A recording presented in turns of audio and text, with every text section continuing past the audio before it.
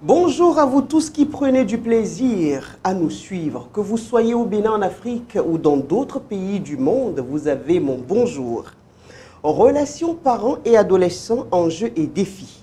Eh bien, c'est le thème qui va focaliser notre attention sur ce numéro de votre émission Pas de vie. En effet, l'adolescence constitue une période assez critique, il faut le dire. Une période faite d'incompréhension, de tension, d'incertitude, de crise. Une période difficile et complexe pour les adolescents qui le vivent ou qui la vivent, et assez complexe également pour les parents qui la subissent, il faut le dire. Quand on est en plein pied dans l'adolescence, alors que faut-il faire? Pour parler de cette thématique, pour répondre à mes différentes questions, j'ai avec moi dans ce studio le docteur Marcos Dousso, qu'on ne présente plus d'ailleurs, hein. C'est un médecin pédiatre chargé de la sensibilisation, de la formation, de la recherche aux ONG qui n'est tout autre que l'organisation de services d'aide à la mère et à l'enfant. Docteur Marcos Dousso, que j'appelle affectueusement mon président. Bonjour, monsieur le président. Bonjour, madame Rufkat. Vous allez me dire, c'est le président de quelle république? Justement. De ma république. Ah, d'accord, je comprends. Alors, merci beaucoup une fois encore pour l'invitation. Et je profite pour vous transmettre également les salutations et les excuses de la présidente de ONG, qui en fait était la personne indiquée pour parler de cette thématique-là. Voilà. Mais vous la représentez valablement. Je l'espère. Alors, on va parler rapidement de l'adolescence. Qu'est-ce qu'on appelle l'adolescence? Et quel âge ou à quel âge on situe cette histoire d'adolescence qui terrorise tout le monde? Bon, merci beaucoup pour cette question qui me fait sourire un peu parce que vous avez utilisé le mot terrorise. Ah ben oui. Non, l'adolescence, c'est cette période qui va de 10 ans à 19 ans. Ça, c'est la définition classique de l'OMS. Mais de façon schématique, c'est cette période de transition entre l'enfance et l'âge adulte et qui est caractérisée par la puberté. Donc, quand on dit puberté, vous comprenez, il y a des modifications au plan physique, on voit que l'organisme change.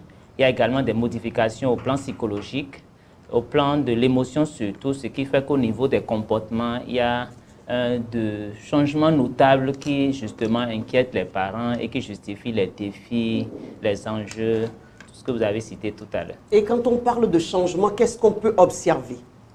Alors, en termes de changement, au plan physique, vous voyez, si c'est une fille par exemple, que les seins commencent à se développer, vous voyez que les poils, ça c'est dans les deux sexes, les poils, les organes génitaux qui prennent du volume et qui deviennent un peu plus fonctionnels.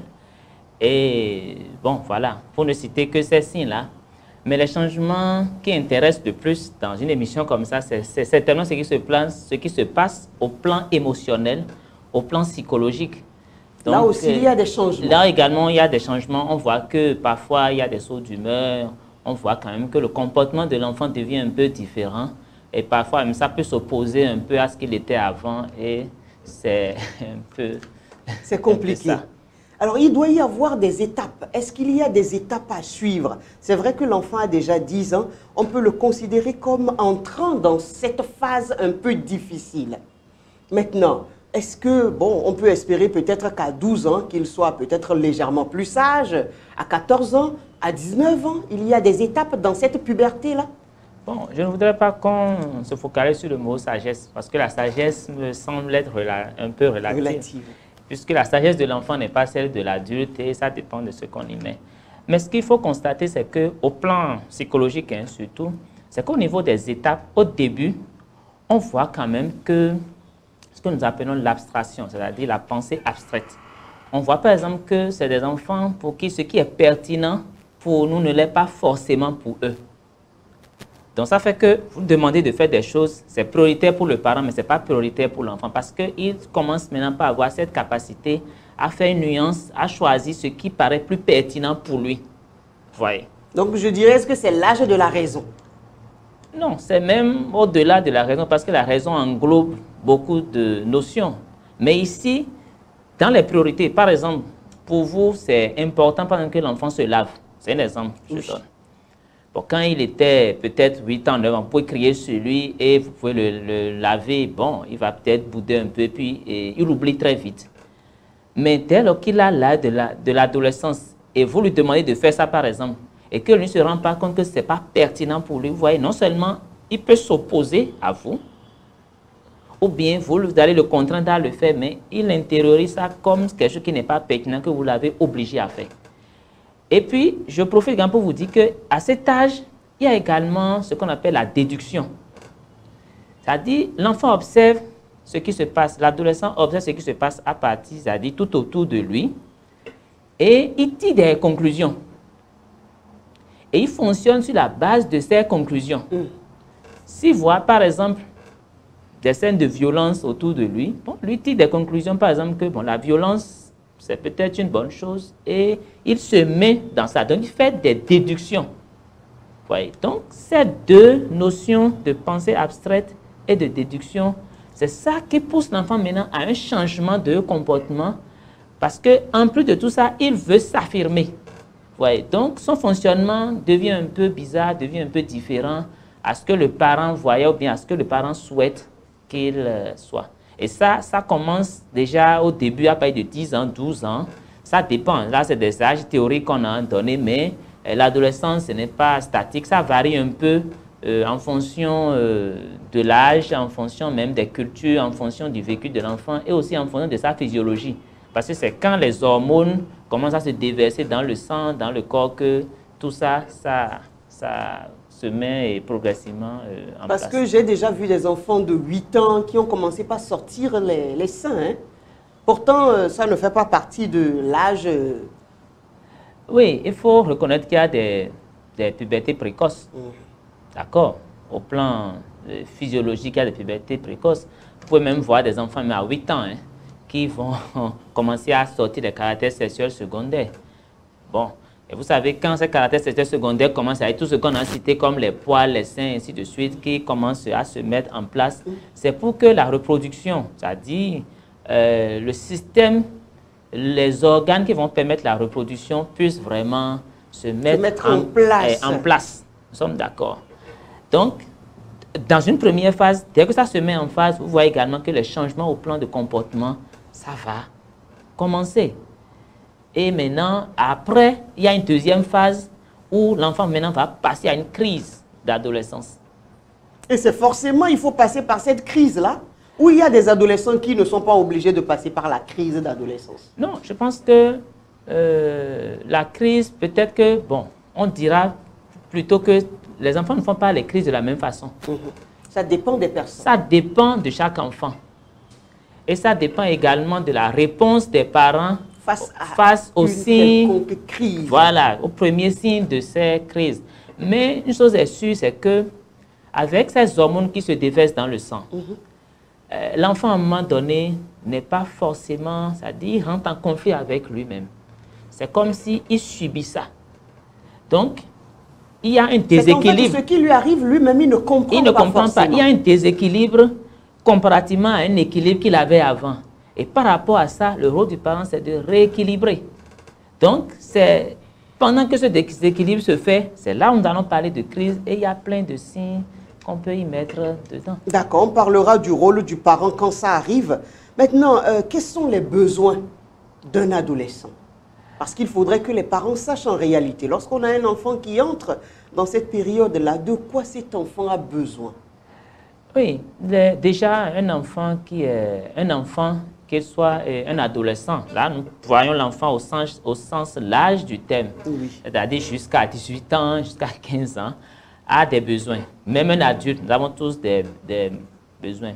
Mais de façon plus spécifique, vous voyez, quand on a un adolescent qui traverse une période difficile comme ça, c'est qu'il a encore des besoins qui sont plus spécifiques. Il a le besoin qu'on l'écoute. Il a le besoin qu'on dialogue avec lui. Il a le besoin quand même qu'on le comprenne. Qu'on le sente, en fait, qu'il se sente considéré. Qu'il se sente considéré. Et je peux vous dire qu'il y a deux conditions qui doivent être réunies. Et si ces conditions sont vraiment réunies, je pense que les besoins seront quand même pris en compte globalement. Ces deux conditions, c'est que déjà, il faut qu'il y ait de l'harmonie dans la communauté. Si je retourne dans une communauté, notamment dans la famille, il faut qu'il y ait de l'harmonie. Ensuite, il faut qu'au niveau de la communication, qu'il y ait c'est-à-dire que les conditions soient créées pour que l'enfant puisse communiquer, qu'il puisse s'extérioriser. S'exprimer aisément. Aisément. Parce que l'un des facteurs au moment de l'adolescence, c'est que l'enfant est porté vers des groupes d'amis. Et on a l'impression maintenant qu'il va s'opposer, enfin à la limite qu'il déteste les parents. C'est une impression qu'on a. Et donc s'il va vers des groupes d'amis pour qu'on le conseille, s'il n'y a pas de l'harmonie, on a tendance à le pousser beaucoup plus vers ces groupes d'amis. De la même façon, s'il n'y a pas de la communication, il va aller chercher le dialogue et autres au niveau de ces groupes de famille. Et vient voir ce qui se dit de l'autre côté. Au niveau de ces groupes d'amis, j'allais dire. Et au-delà même de tout ça, c'est qu'on a besoin, ça le parent a le devoir d'identifier les éléments de crise pour lui apporter de l'aide, parce qu'il a besoin qu'on lui apporte de l'aide.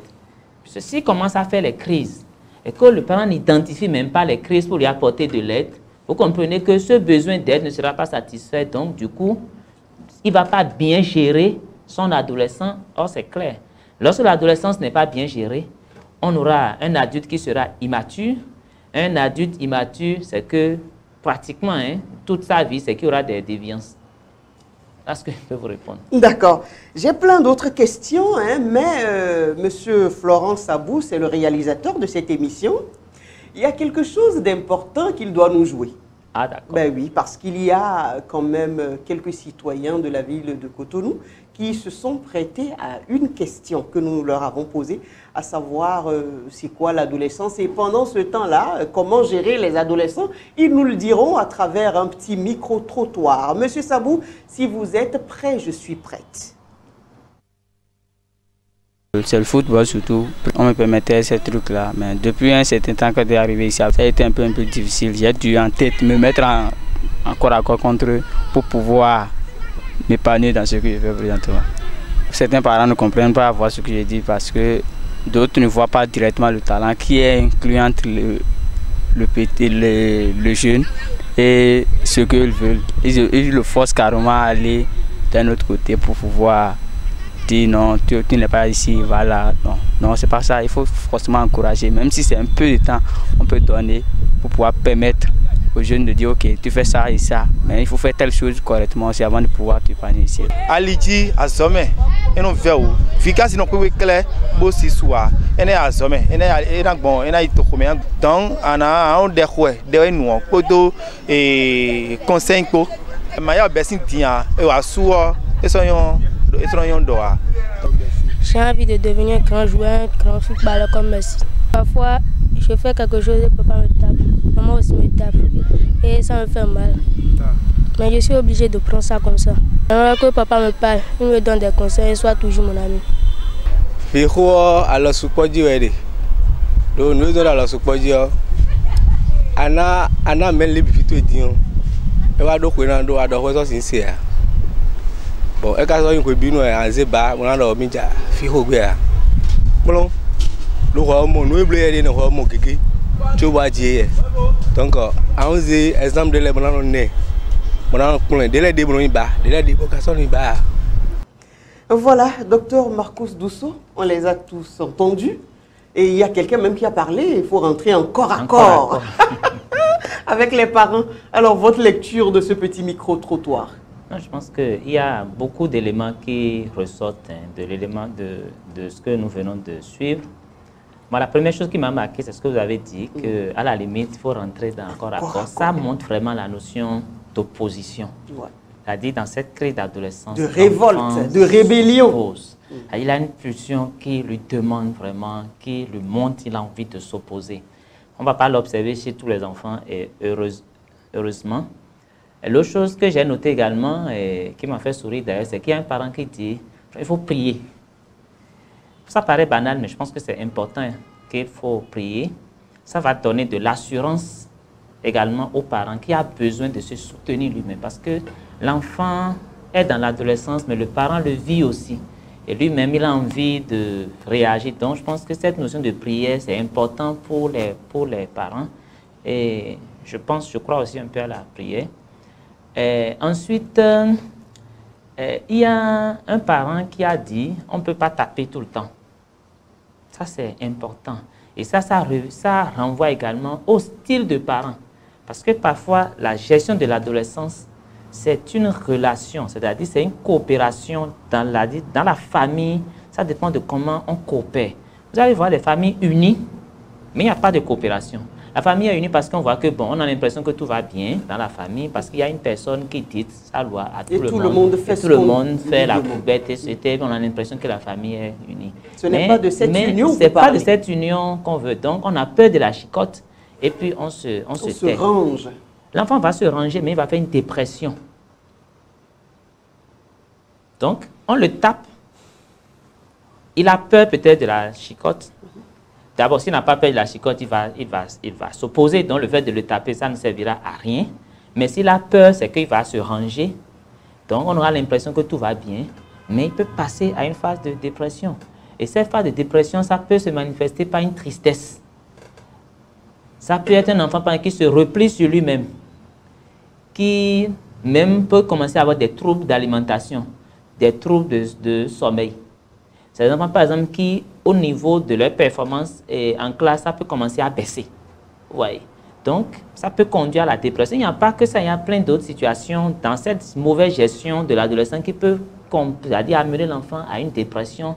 Et dans ça, on aura l'impression que c'est un enfant calme. C'est pour ça, tout à l'heure, je vous disais que la sagesse, il faut faire beaucoup attention. C'est-à-dire, être sage, ce n'est pas seulement faire ce que le parent dit pour que le parent ait l'impression qu'il a le contrôle de la situation. Il aura le contrôle de la situation pour un temps.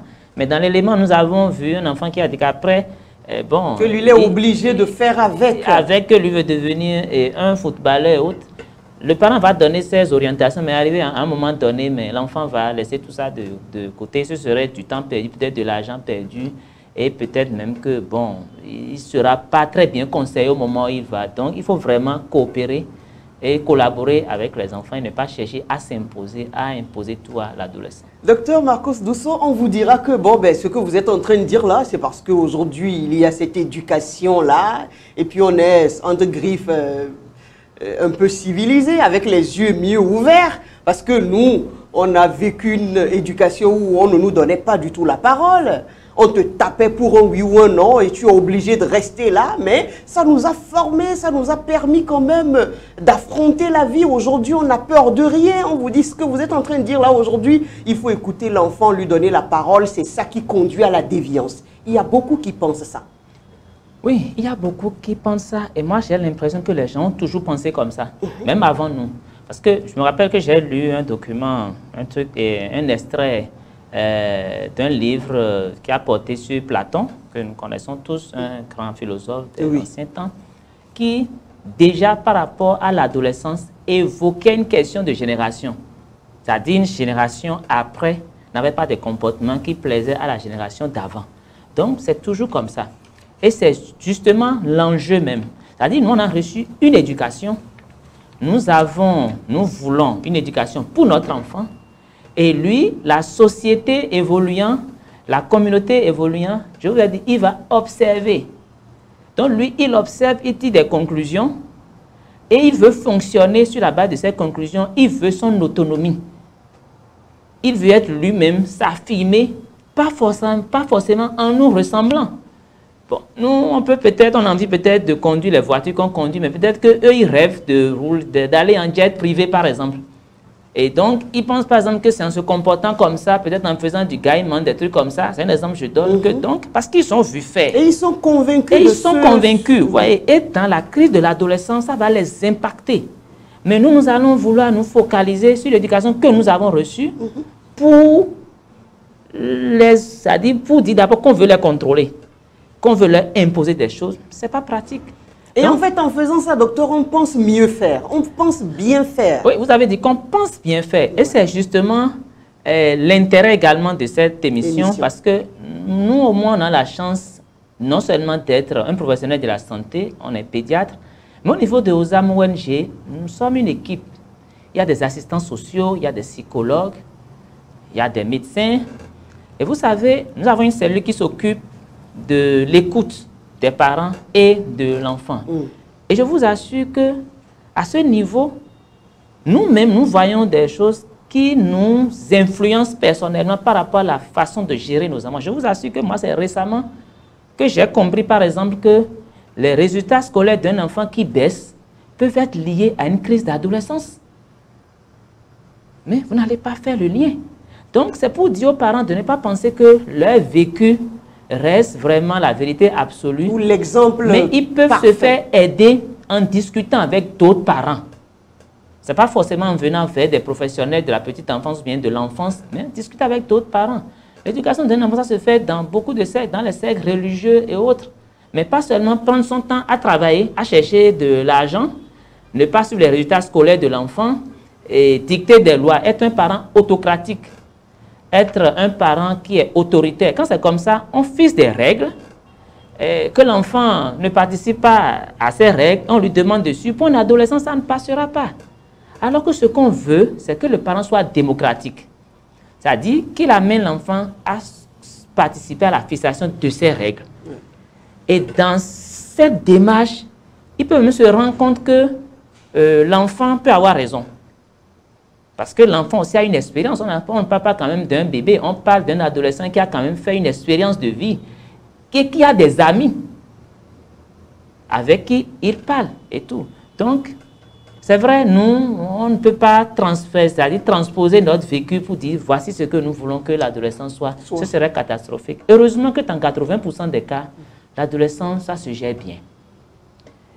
Dans les 20%, il faut faire beaucoup attention. C'est-à-dire que même si le parent, il laisse faire et qu'il contrôle et qu'il pose bien ses règles, dans 80% des cas, ça se passera. Il ne faut pas que cette hantise-là amène à vouloir prendre le contrôle sur la vie de l'enfant, sur son intimité et tout.